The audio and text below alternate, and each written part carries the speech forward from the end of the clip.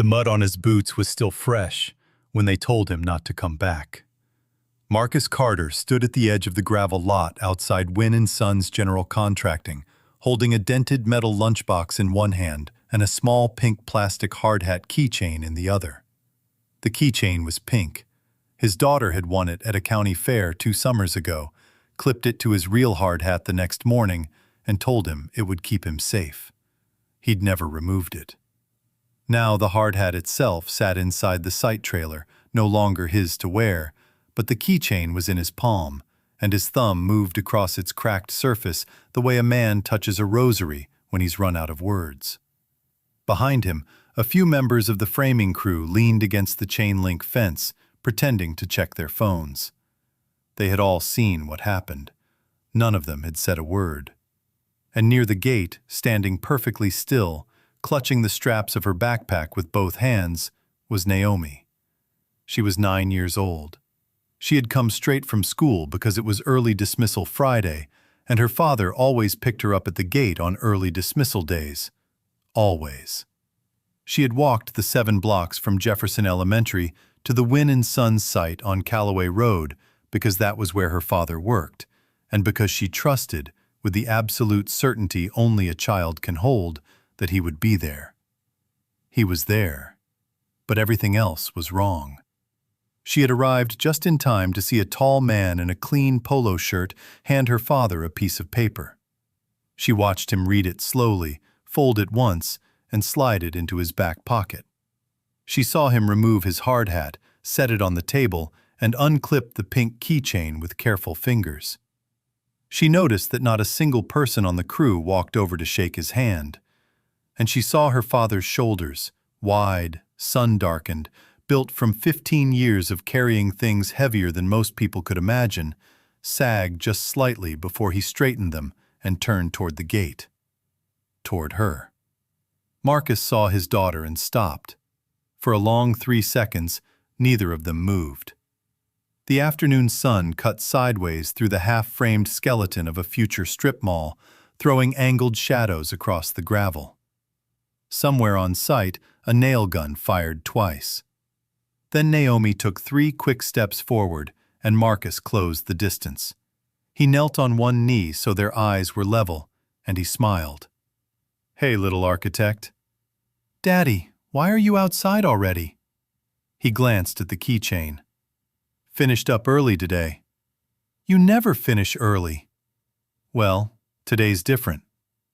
Naomi studied his face the way she always did when she suspected he was simplifying the truth. She had her mother's eyes, large, brown, deeply attentive.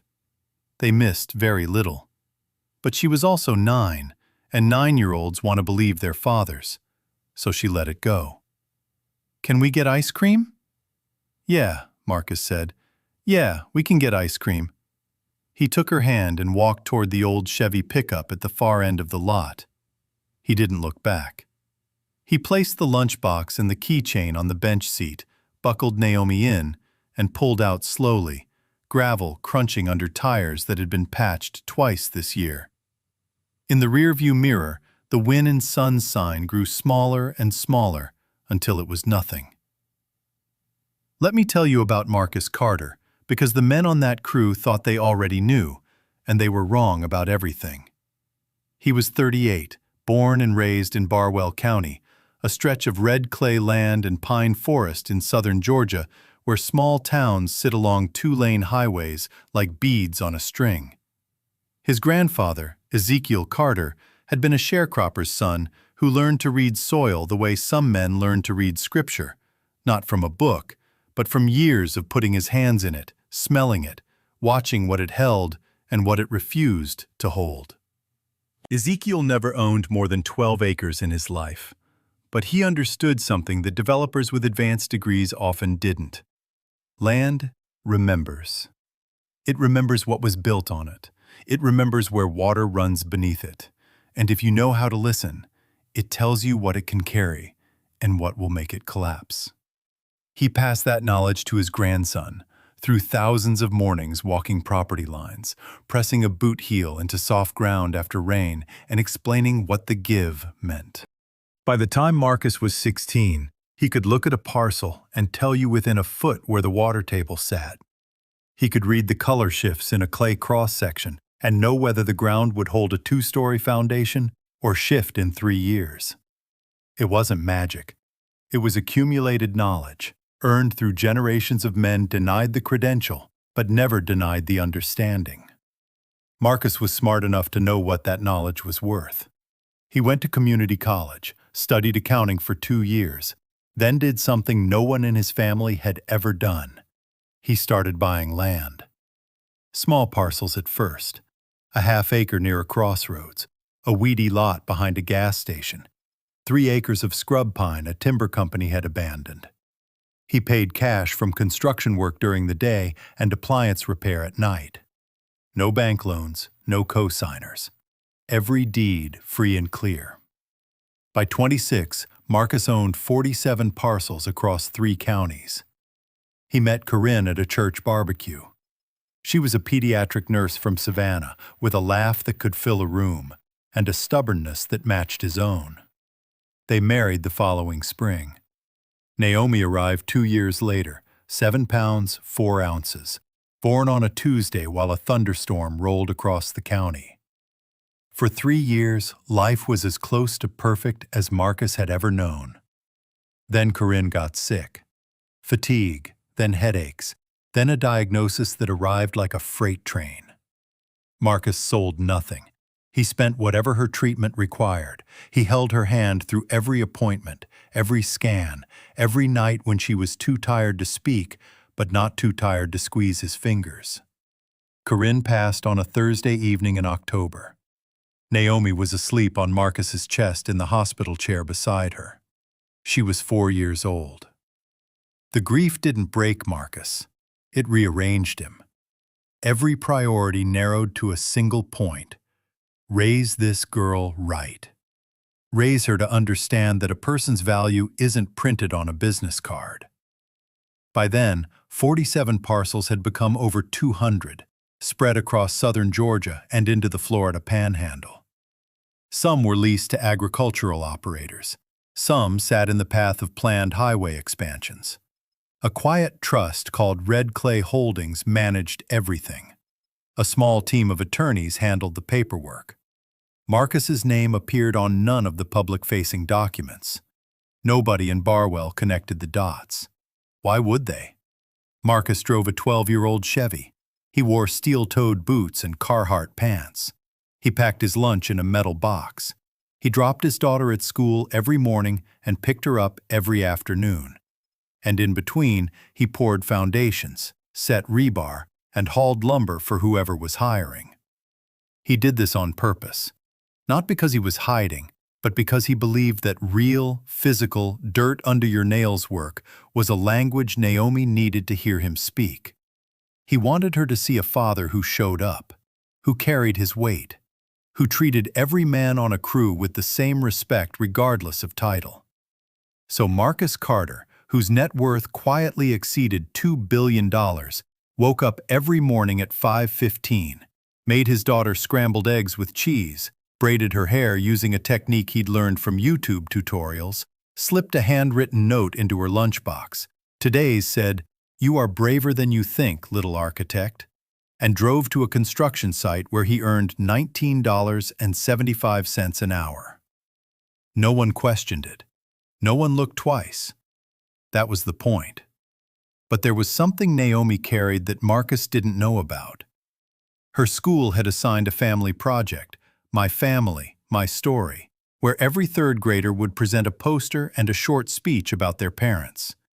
Naomi had been dreading it for 2 weeks. She sat in her room at night staring at the blank poster board, trying to figure out what to write. She knew her father worked construction. She knew he made breakfast and braided her hair. She knew her mother had died. But when she tried to write it down, the words felt thin, like describing a house by listing only the front door. Some kids at school had already started testing her. "What does your dad do?" a boy named Tyler had asked at lunch. "He digs holes," Naomi had answered. Tyler laughed.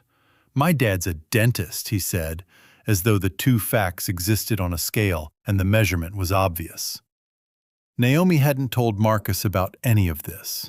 She didn't want to add to his weight. The Callaway Road project, the strip mall Marcus and his crew were building, belonged to Langford Regional Development, a mid-size firm that handled commercial builds across southern Georgia. The company's CEO was a woman named Olivia Langford, a sharp, immaculate professional in her early 40s who had inherited a modest family firm and tripled its portfolio in 7 years. She wore tailored blazers, drove a white Range Rover, and ran her business with the precise energy of someone who believed that details were the difference between profit and disaster. She visited her construction sites regularly, usually unannounced, and the contractors who worked for her knew 2 things. She noticed everything, and she did not tolerate excuses. Olivia had never met Marcus Carter. She had never set foot on the Callaway Road site, and she had no idea that the quiet laborer in the royal blue shirt was about to become the most important person in her next quarterly report.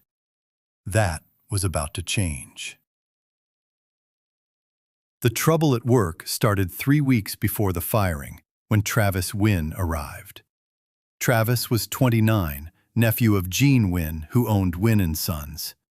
He had a bachelor's degree in construction management, a brand-new F-250 with aftermarket LED light bars, and the confidence of a man who'd been told his entire life he was destined for leadership. Gene had appointed him foreman for the Callaway Road project.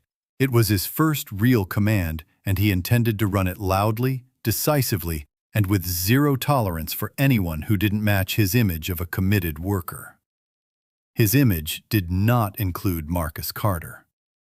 He noticed Marcus on day 1, the only man who didn't gather around his truck to admire it. While the others nodded along to his speech about accountability culture, Marcus stood apart, sipping coffee, listening without performing enthusiasm. Travis didn't like that. Over 2 weeks, he cataloged Marcus's perceived failures. Never stayed past 5, drove the oldest vehicle, brought a child's keychain on his hard hat, and he had a habit of crouching near the ground, studying something in the dirt, which Travis read as wasted time. "What's he doing down there, praying?" Travis said to a crew lead, loud enough for others to hear. A few laughed. Marcus, 30 feet away, didn't react. What Marcus was doing was reading the soil. The site sat where the hard red clay transitioned to a softer, sandier mix running toward a creek bed half a mile south. Marcus had spotted the transition line his first day. The foundation spec assumed uniform bearing capacity across the pad. But if the backlot's soil was what he suspected, the footings for Units 3 and 4 would crack within years. He wrote it down, a hand-drawn cross-section, the transition line, his recommendation. Backlot footings, verify soil bearing. Possible Class 3 clay below 30 inches. Recommend additional bore samples before pour. He left the note on the shelf inside the site trailer. The next morning, it was in the trash can, crumpled into a ball. Marcus retrieved it, smoothed it flat, and placed it in his shirt pocket. His grandfather had taught him about patience, too. When a man won't listen, keep a copy. 3 days later, Naomi called from school. Mrs. Haddock in the front office. There'd been an incident during her class presentation. She was upset. Marcus set down his wrench and walked toward the trailer. It was 2:20. He'd never left early, not once. Travis was outside. "Where are you going?" "My daughter's school called." "It's 2:20, Carter." "I know what time it is. I'll make it up tomorrow." Travis stared. "Go ahead, but this is a job site, not a daycare. You're not special." Marcus drove to Jefferson Elementary. Naomi was on a plastic chair, eyes red. The boy had said, "So your dad's just a digger." Marcus knelt beside her. "You told them what I do? And you told the truth? Then you did everything right. There's not a building in this town that doesn't start with a man digging a hole." Naomi wiped her eyes. I didn't finish my project. I didn't know what else to say about you. Those words stayed with Marcus into the night and the next morning. His daughter didn't know what else to say.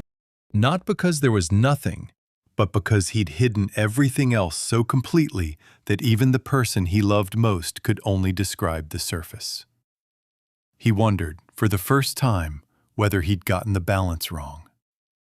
And he didn't know that back at the Callaway Road site, Travis was already preparing to fire the man who wrote the note.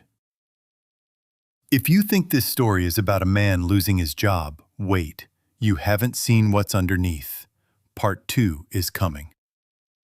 The next morning, Marcus arrived at 6:45, 15 minutes early. He intended to make up the hours. The East Section prep was underway. He grabbed his tools and got to work. At 7:30, Travis called a crew meeting. 8 men gathered in a loose semicircle near the trailer. Coffee steam rose from paper cups. Travis held his clipboard like a lectern. Yesterday we had a situation. A member of this crew decided his personal schedule was more important than our timeline. He left 2.5 hours early, the day before a critical pour. He didn't say Marcus's name. Every man glanced in Marcus's direction. I don't care what's going on in your personal life. When you're on this site, you're on my time. This isn't a charity operation. I need men who are committed, not guys who stare at dirt and disappear when their kid calls.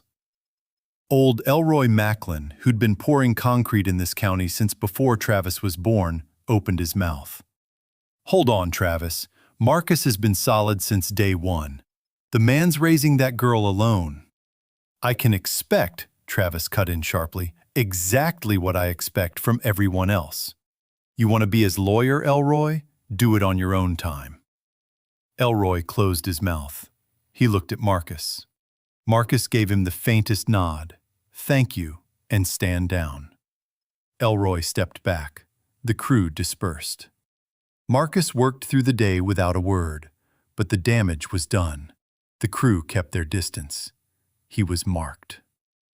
That night he made chicken and rice, helped Naomi with homework, read 2 chapters of her book about a girl who builds a treehouse on Mars, and sat on the edge of her bed until she slept. In the kitchen, standing at the dark window, he thought about Corinne. He could almost hear her. You don't owe them your story, Marcus, but don't let your silence cost you your peace. The firing came 4 days later, on Friday. Travis called him to the trailer at 3. Termination of employment, effective immediately. You don't take direction. You leave notes about the soil like you're the engineer. You've got a kid situation that takes priority. You don't fit the culture I'm building. I've met every deadline on this project. It's not about deadlines, it's about attitude. Marcus looked at the paper. Are we done? We're done. He folded the letter, placed it in his back pocket alongside the crumpled soil note, walked out, collected his lunchbox, unclipped the pink keychain, and saw Naomi at the gate. Early dismissal Friday. She'd seen everything. He knelt in the gravel. Hey, little architect. Daddy, did they fire you? Corinne's rule, never lie to her. Yeah, baby, they did. Naomi's chin trembled, but she didn't cry. She squared her small shoulders, walked through the gate, and took his hand. Let's go get ice cream, she said. The weekend, Barwell talked. By Saturday afternoon, most of the town had a version of why Marcus Carter lost his job, and none of them were right.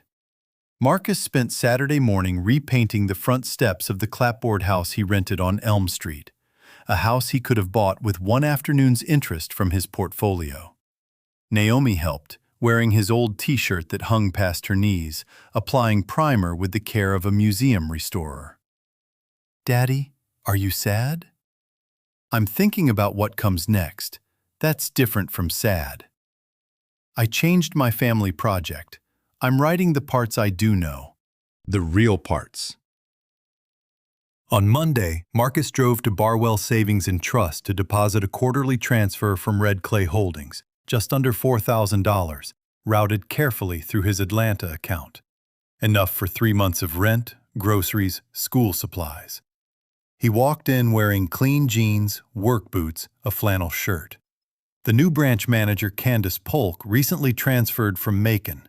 Efficient, polished, watched the transaction from her desk. When Marcus asked to add Naomi as beneficiary, Candace appeared beside the counter. She scrolled through his account. $6,340 balance, small deposits, rent withdrawals, a payment to Jefferson Elementary for a field trip. Mr. Carter, your listed employer is Wynn & Sons. Is that current? No, ma'am. I was let go Friday. Her expression shifted 1 degree from routine to risk. The beneficiary form requires current employment or proof of income, standard verification. Devin, the young teller, glanced sideways at Candace. He'd processed dozens of these forms and never been told to ask about employment. But he was 24 and new, and the hierarchy held. Marcus understood what was happening. I can bring proof of income when I have it. Candace smiled, the kind that functions as a polite wall. Of course. Marcus thanked Devin and walked out. Devin turned to Candace. That form doesn't require employment verification. It does now. That afternoon, Marcus and Naomi sat in the truck bed at their spot, the lot behind the old grain elevator on Route 12, overlooking a fallow field. Daddy, why don't you ever yell at people? Your mama taught me something about that. She said anger's like a tool, useful sometimes, but pick it up too often and it wears you out. She said the strongest thing a person can do is stay calm when everyone expects them to break. Did she ever yell? Oh, she yelled. At me when I forgot to thaw the chicken. At the TV during football. When she was happy, too. Loud, big, fill the room happy. But when it mattered, when somebody tried to make her feel small, she got quiet. And her quiet was louder than anybody's yelling. Naomi leaned against his arm. The sun was going down copper and rust. Hawks circled above the pines. I think I understand that, she said. Tuesday changed everything. Marcus was at the kitchen table with coffee and the classifieds when his phone rang. Atlanta area code. Marcus, it's Franklin Deese. Franklin was the senior attorney at Holcomb & Deese, the firm managing Red Clay Holdings. The Callaway Road property, western parcel near the creek. Red Clay owns it. Loblolly LLC batch, 2014. A contractor's been building on the adjacent county parcel, but our surveyor flagged it. The construction extends 40 feet onto Red Clay's land. The rear footings are on your property. No easement, no encroachment filing. Marcus closed his eyes. The company that fired him was building on his land. The foundation he'd warned about poured on property he owned. Don't file anything yet. Give me a few days. You've got a trespass claim and a construction lien. This could get expensive for them. I know. Give me a few days. He sat at the table, coffee going cold. One phone call could shut the project down. He didn't make it. Not yet. Elroy called Tuesday evening. Travis pushed the crew to start prep on the backlot. Wants to pour Thursday. Marcus, the ground's wrong. It's soft, too soft. I told him we need a soil test. He said the geotech clears us. I said the samples were taken up front. He told me if I can't follow instructions, I can follow you out the gate. Don't let them pour Thursday. I can't stop him. Call Gene. Gene's in Hilton Head, fishing. Write everything down, Elroy. Date, time, what you said, what he said. Why? Because Thursday is going to be a bad day. Wednesday night, it rained. Heavy. The kind that turns unprepared ground into a negotiation between gravity and clay. At 2 a.m., Marcus went to the kitchen. He placed the soil note on the table, then pulled out his grandfather's map, hand-annotated, faded pencil on soft creased paper. In the lower left corner, Ezekiel's careful print. Sandy seam, 24 to 36 inch, follows Old Creek Channel, SW, to northeast.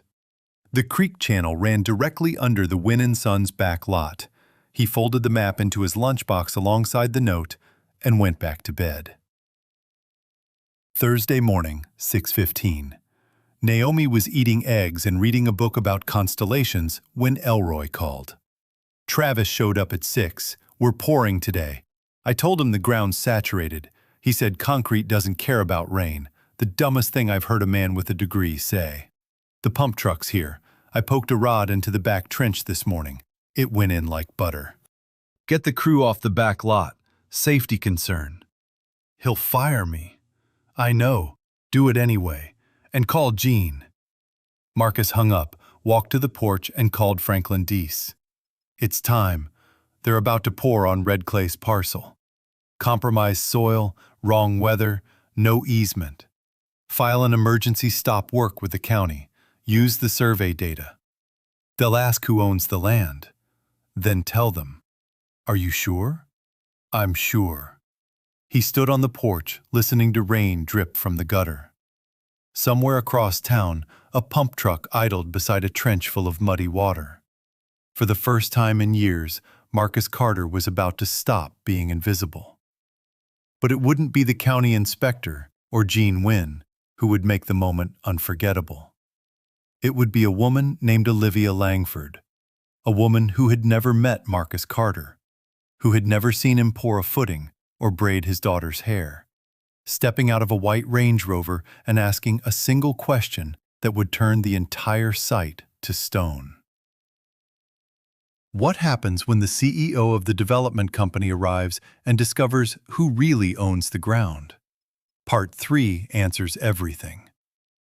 The county building inspector arrived at the Callaway Road site at 8:47 a.m., 14 minutes before the first load was scheduled to drop. His name was Ray Childers, thick-necked, mid-50s, 21 years on the job. He drove a white county truck with a magnetic seal and carried a clipboard that functioned in small-town construction with the authority of a badge. Travis walked over immediately. "Morning. We're about to pour. Problem?" Ray didn't return the greeting. He looked past Travis at the waterlogged back lot, red clay walls slick, standing water in the trench. The pump truck idled at the edge, its operator reading a newspaper. "Stop work order, effective immediately on the western portion. No concrete until further review." "On what grounds?" 2. First, the rear footings encroach 40 feet onto a privately held parcel. Your permit covers the county parcel east, not the land those trenches are in. "Impossible. We used the county GIS. Outdated plat. The current deed and survey filed this morning show a clear discrepancy." Travis's jaw worked. "Who's the owner?" Ray glanced at his clipboard. "Loblolly LLC, subsidiary of Red Clay Holdings. Beneficial owner on file." He paused. "Marcus Carter." 4 seconds of absolute silence. "Marcus Carter," Travis said. "That's what the filing says. Marcus Carter, who worked on this crew." Ray studied him flatly. "I don't know about your staffing. I know the footings are on someone else's land. You said 2 grounds. Second, a soil concern. The owner's filing includes a hand-drawn cross-section indicating a subsurface sand seam. Requests independent geotechnical testing before approval. I've reviewed your original geotech. Bore samples near the road only. Given the formal objection and what I'm looking at right now, I'm requiring supplemental borings." He's not an engineer. The objection is specific, documented, and consistent with visible conditions. That trench has standing water. The walls are sloughing. I wouldn't pour into it on a bet. Ray capped his pen. Shut down the back lot. Front sections are clear, and contact the property owner about that encroachment before this goes legal. He drove away. Red dust settled over a silent site. Travis stood in the gravel lot for a long time. The pump truck left. The crew drifted to the front section, but the energy had changed. Something had cracked. Elroy walked over. Not aggressive, deliberate. I told you about the soil. Marcus told you. You threw his note in the trash. I don't need a lecture. You need to call your uncle, and you need to call Marcus Carter. Because right now, you've got footings on another man's land, a stop work on your desk, and the county writing a report with your name on it. And the man who tried to warn you, the man you fired for picking up his daughter, owns the ground under your feet. Travis stared at the waterlogged trench. How does a guy making $19.75 an hour own a 200-acre parcel? Elroy looked at him. Maybe that's the wrong question. Maybe the question is why you assumed he couldn't. At 10:15 a.m., a white Range Rover turned onto Callaway Road. Olivia Langford had not planned to visit this site today. She was on her way to a zoning meeting in the next county when her project coordinator called with a single sentence that rearranged her morning. There's a stop work order on Callaway. Olivia canceled the meeting and drove straight there. She parked beside the site trailer, stepped out in a charcoal blazer and heels that sank slightly into the damp gravel, and took exactly 4 seconds to read the scene. The idle pump truck pulling away down the road. The crew standing in clusters, not working. A stop work notice taped to the trailer door. Travis Wynn sitting on the trailer steps with his head in his hands. Olivia did not waste time on greetings. She pulled the notice from the door, read it, and turned to Travis. Explain. Travis explained, or tried to. Encroachment, survey discrepancy. A property owner had filed an objection. The county required additional soil testing. Who is the property owner? His name is Marcus Carter. Is he local? Travis hesitated. He used to work here, on the crew. Olivia's eyes narrowed by 1 degree, the expression her employees had learned to fear. A crew member on this project owns the land you're building on. I didn't know. What else don't you know? Did you check the boundary survey before breaking ground? I used the county GIS. The GIS that's wrong. She looked at the waterlogged trench. And the soil concern in the filing? A sand seam. Did anyone flag that before today? Silence. Elroy, standing near the cement mixer, spoke. Marcus did, ma'am, weeks ago. Left a written note in the trailer. Soil cross-section, recommendation for additional borings. It was thrown away. Olivia turned slowly toward Travis. The air between them could have frozen. The man who identified the soil problem, the man whose land you're building on, you threw away his warning? Travis said nothing. Where is he now? I terminated him last Friday. Olivia set the stop work notice down on the trailer step beside Travis. Her voice was very quiet, very controlled, and absolutely devastating. Let me understand this. You fired a man who tried to save your foundation, a man who owns the ground beneath this project, a man whose warning, had you listened, would have prevented the exact situation we're standing in right now. She looked at the crew, who had gathered in a loose, silent semicircle. She looked at the trench, still pooling with muddy water. She looked back at Travis. Who fired him? The question didn't echo. It didn't need to. It landed like a dropped blade, clean, final, and impossible to pick up. Every man on the site heard it. Travis's face went white. Nobody moved. Nobody spoke. Elroy pointed, not with malice, just truth. His finger aimed at Travis, steady as a compass needle. Travis's hands began to shake. Olivia pulled out her phone. Get me Marcus Carter's contact information, now. And call Gene Wynn. I don't care where he is. Jean arrived from Hilton Head at 4 that afternoon, sunburned and grim. By the time he reached the site, Olivia had already read every document in the trailer, spoken to Ray Childers, and reviewed the original geotech report. She was standing beside her Range Rover with her arms crossed when Jean's truck pulled in. They spoke for 15 minutes. It was not a pleasant conversation. Then Jean asked for Marcus's address and drove to Elm Street alone. Marcus was on the front porch when the headlights arrived.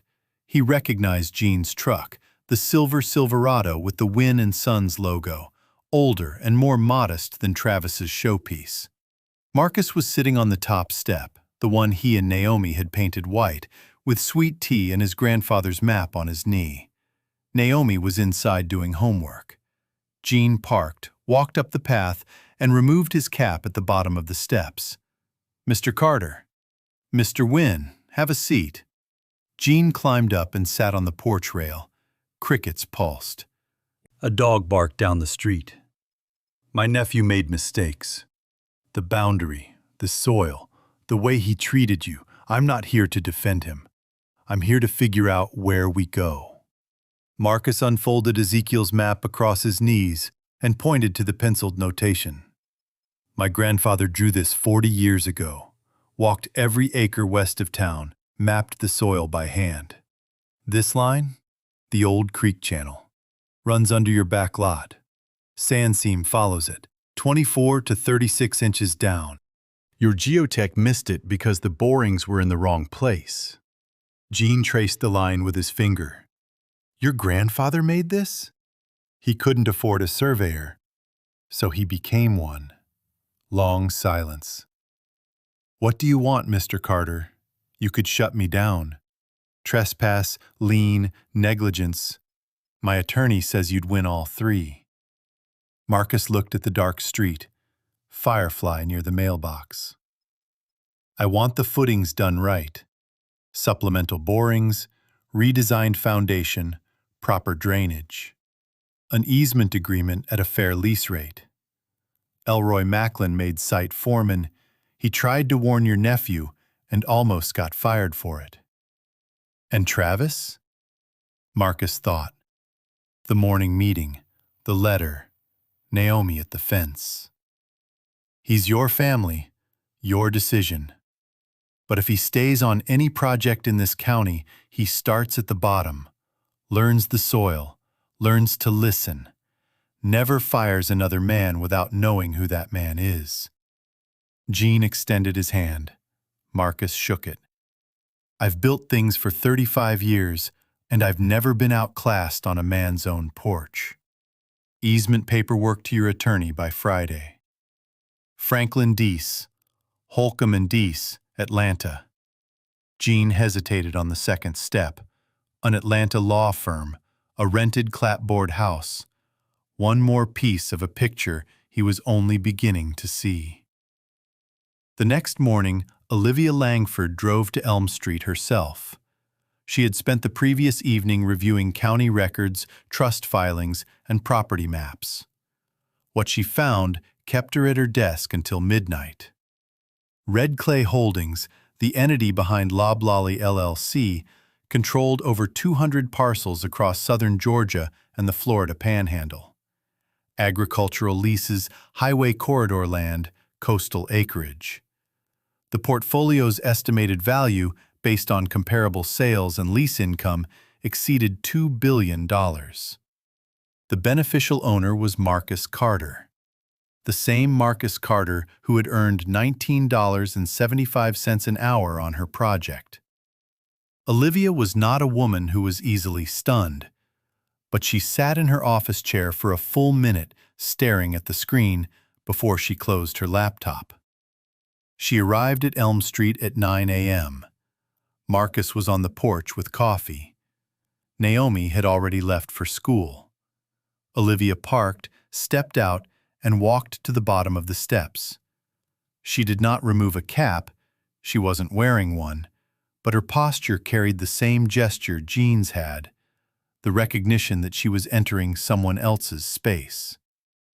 "Mr. Carter, I'm Olivia Langford." I know who you are, Ms. Langford. Would you like some coffee?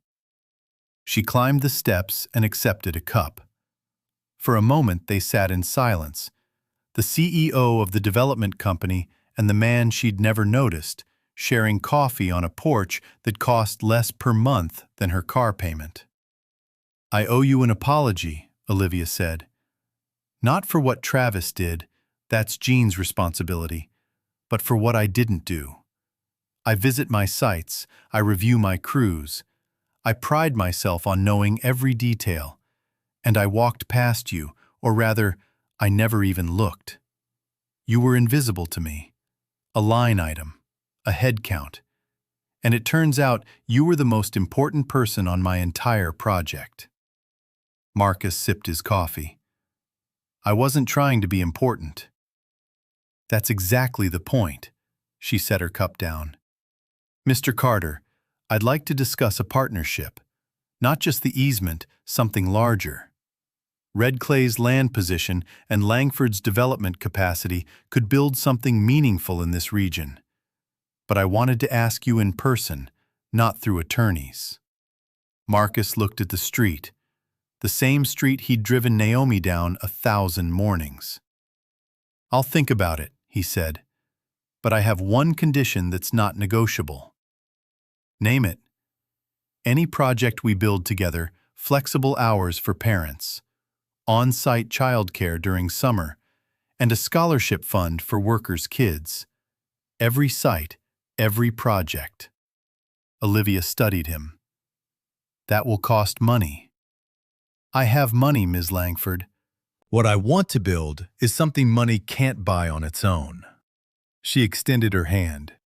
He shook it, the same calloused grip that had shaken Jean's the night before. The same hands that braided Naomi's hair each morning and read soil by touch. I think your wife would have liked this, Olivia said quietly, then caught herself. I'm sorry. I read about her in the county records. I didn't mean to. It's all right, Marcus said. She would have liked it. 3 weeks later, Naomi stood in front of Mrs. Haddock's class at Jefferson Elementary. She held the pink hard hat keychain in her left hand. Her poster leaned against the whiteboard. Photographs, drawings, 2 evenings of work with Marcus on the glue, and Naomi directing the layout. My dad's name is Marcus Carter. He works in construction. He pours concrete and carries lumber, and he knows about dirt. A few students smiled. Tyler, the boy who'd called her father just a digger, sat in the third row. My dad can look at the ground and tell you what's underneath it. He learned from my great-grandfather, who walked every piece of land in our county and drew maps by hand. My dad says the ground remembers things, and if you listen, it talks to you. She paused. My mom died when I was 4. My dad has taken care of me by himself since then. He makes me breakfast. He braids my hair. He puts notes in my lunch. He never yells, even when people are mean to him. He says the strongest thing you can do is stay calm when everyone expects you to break. Quiet. I used to not know what to say about my dad. Someone asked what he does, and I could only say, construction. But now I know that what he does is not the same as who he is. He warns people when something is wrong, even if they don't want to hear it. He forgives people even when they don't deserve it. And he wears a pink keychain on his hard hat because his daughter gave it to him. She held up the keychain. My dad is a construction worker, but he's also the smartest, kindest, strongest person I know, and I think my mom would be really proud of him. 2 seconds of silence. Then Mrs. Haddock clapped, and the class followed. Not polite obligation, but something warmer. Tyler clapped too. That evening, the lot behind the grain elevator. Truck bed, tailgate, last light. Marcus unfolded the map and laid it across Naomi's knees. Your great-grandfather Ezekiel drew this. He walked this land for years and wrote down everything the ground told him. Naomi traced a pencil line. This is the creek? Where it used to be. It moved, but the sand stayed. Is this the dirt you warned Travis about? Yeah, this is the dirt. Are you giving this to me? One day this land will be part of your story, not because of what it's worth, because of what it taught our family. Naomi folded the map in a new pattern of her own and placed it in her backpack, next to her notebook, next to the pink keychain. Daddy, I finished my project, even the last part, what I want to be when I grow up. She looked at him. I wrote architect, but not the building kind, the kind that knows what's underneath. Marcus looked at his daughter, backpack full of maps and keychains and scrambled egg mornings, and felt a weight lighten. Not disappear, it never would entirely, but lighten, the way a sky lightens before dawn. Your mama would be so proud of you. Naomi leaned against his arm.